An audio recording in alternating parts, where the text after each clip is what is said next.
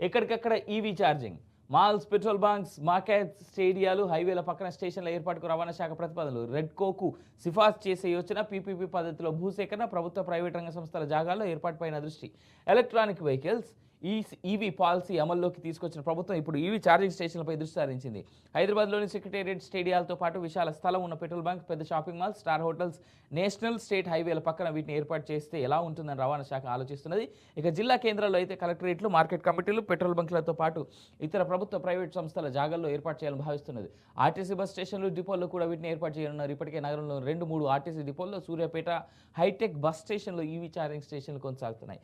Secretariat, collectorate వంటి వాటిలో ఏర్పాటు చేస్తే వందలాది మంది ఉద్యోగులు ఉదయం నుంచి సాయంత్రం వరకు ఆఫీస్ వీధుల్లో ఉండనున్నందున ఈలోపు వారి వెహికల్స్ ఛార్జ్ అవుతాయని అధికారులు ఆలోచిస్తున్నారు. మంచి ఆలోచన.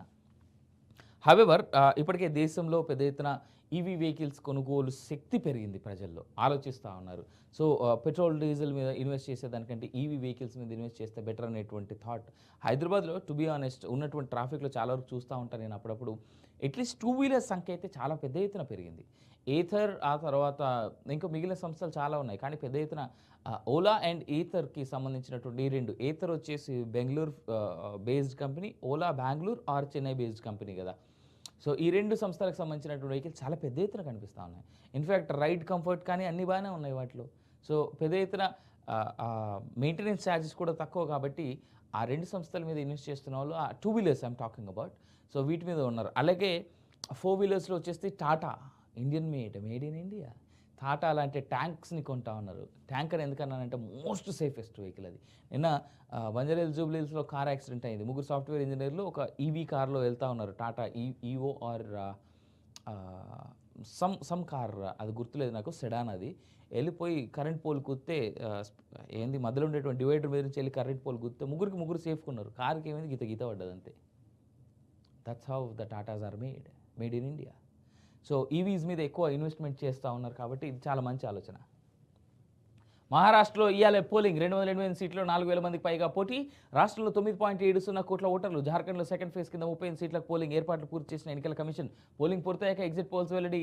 ఎన్నికల రాష్ట్రాల్లో 1000 కోట్లు సీజ్ అంటూ చూస్తూ ఉన్నాం. దాదాపు ఇక్కడ మహా వికాస్ అఘాడి కంటే కూడా మహాయుతి గెలవడానికి ఆస్కారం అయితే కనిపిస్తూ ఉంది. కానీ ఆఖరి నిమిషంలో జరిగినటువంటి కొంతమంది పెద్ద లీడర్లు లేదా కొంతమంది ఇన్ఫ్లుయెన్షియల్ పర్సన్స్ యొక్క ప్రచారం ఏ విధంగా ఉండబోతుంది అనేటువంటిది చూడాలి.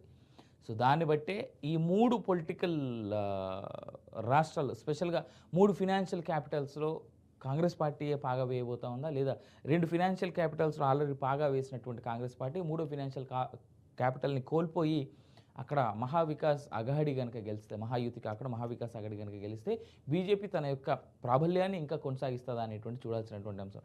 మహారాష్ట్రియన్స్ ఎవరి వైపు నిల్చున్నారనేది తెలుసుకోనేది ఇవాళ సాయంత్రం, అంటే ఎగ్జిట్ పోల్స్ వచ్చిన తర్వాత తెలుస్తుంది రిజల్ట్స్ ఏంటి అనేటువంటిది. Of course exit polls are just like casual numbers. అది వాళ్ళు తీసుకునేటువంటి ఆఫ్టర్ ఆల్ 3-4 వేల శాంపుల్స్లో కొన్ని లక్షల మంది ఓటర్ల చోట ఆఫ్టర్ ఆల్ 3-4 వేల శాంపుల్స్ తీసుకొని ఎవడు పడితే వాడు సర్వేలు అనేటువంటి పేరుతో బయటికి చెప్పేటువంటి రోజు కూడా ఇవ్వాలి. కాబట్టి వెయిట్ చేద్దాం. ఢిల్లీలో కృత్రిమ వర్షం, కాలుష్య సమస్యకు అదే పరిష్కారం. ఢిల్లీ మంత్రి గోపాల్ రాయ్ అనుమతి కోరుతున్న కేంద్రం పట్టించుకోవడం లేదని ఫైర్. 3 లేఖలు రాశాం, ఇప్పటికైనా పర్మిషన్ ఇవ్వాలని వినతి. GSAT-20 ప్రయోగం సక్సెస్. స్పేస్ ఎక్స్ రాకెట్ ద్వారా అంతరిక్షానికి ఇస్రో శాటిలైట్. మారుమూల ప్రాంతాల్లో ఇంటర్నెట్ సేవలకు వినియోగం అంటూ చూస్తా ఉన్నాం. వండర్ఫుల్ అది. రైట్, నెక్స్ట్ జ్యోతి.